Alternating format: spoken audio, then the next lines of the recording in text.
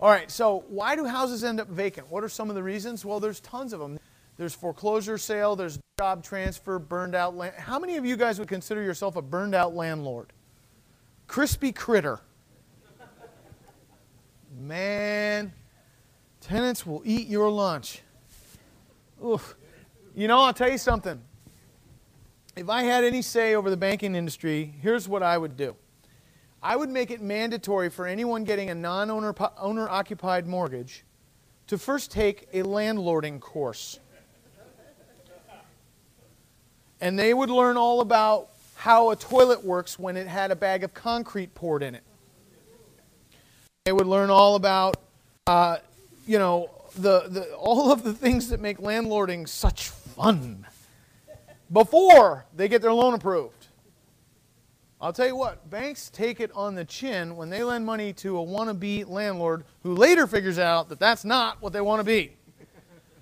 And so there are a lot of vacant houses that in most cases are trashed out by the tenants. The owners are landlords who have given up and who will literally give the house away. I'd have to open a file drawer to count all the houses that I've been given by landlords where I take the deed subject to, assuming there's equity there, I take over their mortgage, I make the payments, I eventually get the thing sold. They get their life back, I make a profit. The problem is that I have to put a tenant in that house. But when I put a tenant in a house today, I put them in on a lease option or a land contract, or in California it's called an AITD, an all-inclusive trust deed, where you're the bank and they make the payment to you. The big difference though, is they've given you a non-refundable down payment and they move in with the mindset of an owner as opposed to a renter. And there is a world of difference between the two. When the tenant buyer has skin in the game, you'll be amazed at how much better they behave, especially when they've got something significant to lose. There are a lot of burned out landlords because, conventional wisdom says there's two places to make money in real estate: rehabs and rentals. And those are the two most miserable ways to make money in real estate. Isn't it interesting how conventional wisdom would point you in the direction that would make you most miserable?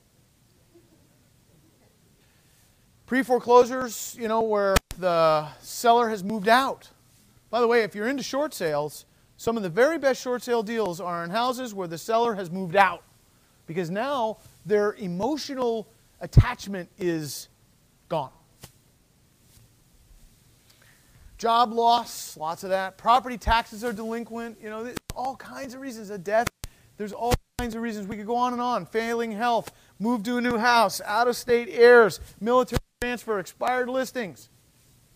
Ooh, let's talk about that for a minute. How many of you know what an expired listing is? Okay. How many of you don't? It's okay if you don't. All right. So here's how it works. You agree to list your house with a realtor. It goes in the MLS. Your agreement has a lifespan of, say, 6 months. The house doesn't sell in that 6 months. Now the listing expires.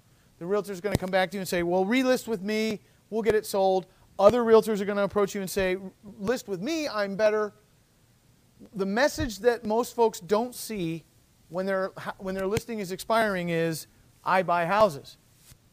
Most of them see, the message they see is, relist with me, I'm better.